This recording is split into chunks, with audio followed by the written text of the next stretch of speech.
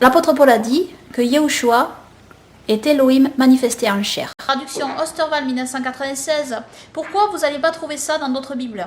En réalité, dans d'autres versions, il n'y aura pas écrit Dieu manifesté en chair. Pourquoi? Parce que comme je l'ai expliqué dans ma vidéo sur la Bible, laquelle choisir, la dernière vidéo que j'ai mise, il y a des différences dans le texte grec. Et l'intérêt d'Osterwald, c'est qu'il utilise le texte grec reçu uniquement. Et c'est le texte grec qui a été reçu par beaucoup d'églises chrétiennes, qui a été reconnu par beaucoup d'églises chrétiennes. Donc, c'est très important d'avoir l'Osterwald. 1996, parce que 1996, c'est une révision Osterwald, parce que dans l'ancien Osterwald, quand même, il y a quelques... Par exemple, il avait traduit Jour du Seigneur par dimanche, alors que Jour du Seigneur, c'est pas le dimanche. Donc Osterwald 96 est mieux, puisqu'elle a été révisée sur ce point. Mais après, voilà, c'est celle que je recommande pour le Nouveau Testament. Voilà, à cause de ça. Et c'est pour ça qu'il y a cette différence, il y a des différences. C'est comme par exemple dans l'Apocalypse, il y a ceux qui lavent leur robe dans le sang de l'agneau, auront droit à l'arbre de vie. Tandis que dans la version du texte grec reçu uniquement, dans Osterwald, eh bien, il y a écrit ceux qui gardent les commandements. C'est pas pareil, vous voyez. Alors, les trois Bibles qui gardent le texte grec reçu, comme je l'ai déjà dit, c'est Osterwald, Martin et la King James.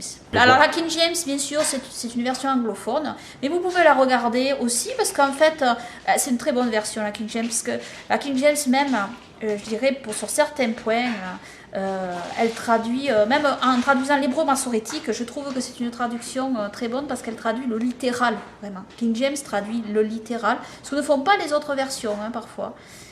Du texte hébreu massorétique. Ça, je parle de la Torah et des prophètes, là, pas du Nouveau Testament. Donc voilà.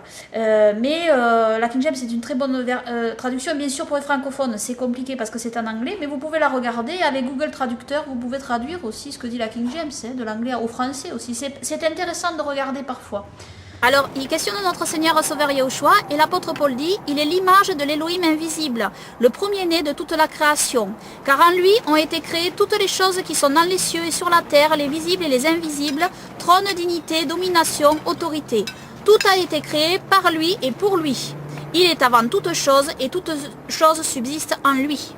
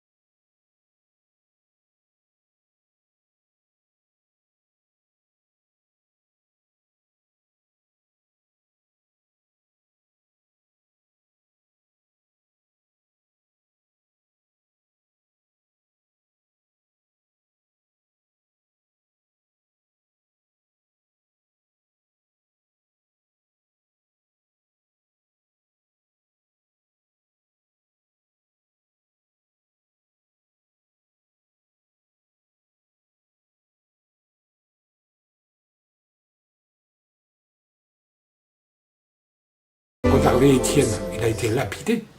Il a prié Jésus. Il a dit, Seigneur Jésus, reçois mon esprit. Alors il y en a qui disent que Jésus n'est pas Dieu, qu'il ne faut pas le prier. On ne peut pas, que Dieu, que la Bible n'a jamais dit qu'il fallait prier le Fils, qu'il faut prier le Père. Et là, Étienne, il prie le Fils. Pourquoi? Mais parce que le Fils et le Père, c'est pareil. Jésus a dit, le Père et moi, nous sommes un. Alors je vais essayer de vous expliquer.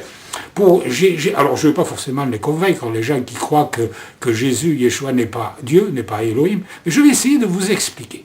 Bon, par exemple, il y a ma tête là, et ça c'est mon bras. À un moment donné, il y a un verset qui dit dans la Bible que Yeshua est le bras de l'Éternel et qu'ils ne l'ont pas reconnu. Vous savez, Yeshua était dans le Père, mais Dieu a voulu visiter les hommes et il s'est donné à un fils qui est sorti de lui. Il a dit, je suis sorti du Père, il dit. Donc, en sortant du Père, évidemment, il est divin. Il est divin pourquoi? Parce qu'il est entré dans le corps d'une vierge, d'une bétoula en hébreu, et qui n'a pas eu de relation sexuelle avec un homme. Autrement dit, c'est Dieu qui est intervenu dans le ventre d'une femme et a fait naître son fils. Donc, il est divin. Il y en a qui disent que c'est un homme comme les autres. Il n'est pas un homme comme les autres puisqu'il n'est pas né d'un homme. Non, il est né de Dieu. Il n'y a personne d'entre nous qui est né de Dieu comme Jésus, comme Yeshua. Non, personne. Personne. Et il est sorti de Dieu. Donc il est Dieu. C'est Dieu qui est sorti de lui et qui s'est donné une autre forme de lui-même qu'il a appelé son Fils. Et la Bible dit qu'il est le bras de l'Éternel. Autrement dit, il le dit, Jésus, Yeshua, il dit, le Père et moi, nous sommes un. Nous sommes un. Et il dit, à un moment donné, celui qui m'a vu a vu le Père. Mais il est le Fils. Alors, il n'est pas le Père, il est le Fils. Mais en même temps, il est le Père parce qu'il est dans le Père. Et le Père et lui, c'est la même chose, c'est un. Dans l'Ancien Testament, il est écrit, on l'appellera Emmanuel, c'est-à-dire Dieu avec nous. Il est Dieu. Dieu. Et alors, c'est difficile, il y en a qui disent, oui, mais comment peut-il se prier lui-même quand il prie? Puisqu'il prie son Père. Donc, ils sont deux. Oui, ils sont deux. Mais en même temps, ils sont un. Alors, je vais vous expliquer. Vous savez, Paul, quand il parle du corps de Christ, il parle des membres. La tête, les pieds, les jambes, les mains. Et il dit, chaque membre a une fonction différente. Et il dit, nous sommes tous un en Jésus-Christ. Pareil, c'est la même image. Nous sommes érades, nous sommes un. Et il prend l'image du corps. Et il dit que le pied n'est pas la main n'est pas la tête, mais que tous ont besoin des uns des autres. Mais le tout est la même personne. Par exemple, moi, ou vous êtes une même personne, avec des membres différents. Vous avez une tête, et on va dire que la tête, c'est le Père. Mais le Père s'est donné un Fils qui est devenu son bras, le bras de l'Éternel. Alors on peut dire que le bras, c'est pas la tête. Évidemment, c'est différent. Parce que la tête va donner des ordres au bras, qui va agir. Et Yeshua dit qu'il est soumis à son Père. Autrement, il est soumis à la tête. Et il prie la tête, il prie son Père. Mais maintenant, comme il est un avec lui, qu'il est lié avec lui, il est Dieu aussi. Il est Dieu le Père aussi, sans être Dieu le Père. Pourquoi? Parce qu'on ne peut pas dire que mon bras et ma main, ce n'est pas moi. Mais en même temps, on ne peut pas dire que le bras et la main, c'est la tête. C'est pas la même chose. Et c'est pas le bras qui va donner des ordres à la tête.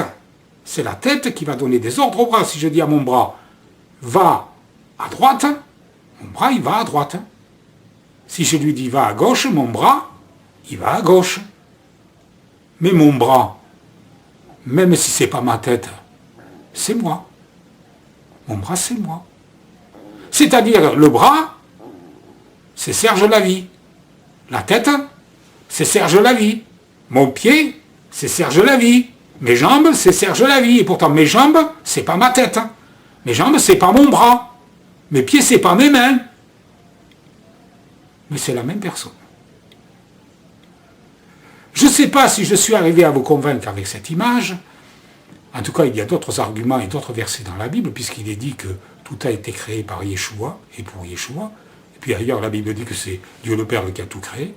Alors, je sais pas, ça s'imbrique tout ça, non? Hein? C'est la même personne qui a tout fait. Et puis pourtant, après, ils sont deux. Quand il est venu sur terre, ils sont devenus deux. Voilà. Et Yeshua, Jésus dit qu'il est assis avec son trône, il est assis sur son trône avec son Père. Sur le même trône. C'est bizarre, non? Hein? Quand Yeshua dit qu'il est assis à la droite du Père, c'est une expression qui veut dire autre chose. Et ça, Ruth, elle l'explique très bien sur le forum. Tapez sur le forum, assis à la droite du Père, et elle va vous expliquer ce que ça veut dire, l'expression la droite. C'est employé plein de fois dans la Bible. Voilà. Allez chez Ruth et faites-vous expliquer le reste. Même si je ne vous ai pas convaincu, je vous donnerai quand même une petite partie une petite explication de pourquoi Jésus est Dieu, est Elohim. Et si vous ne le croyez pas, c'est bien dommage. Voilà. Allez, à bientôt, au revoir.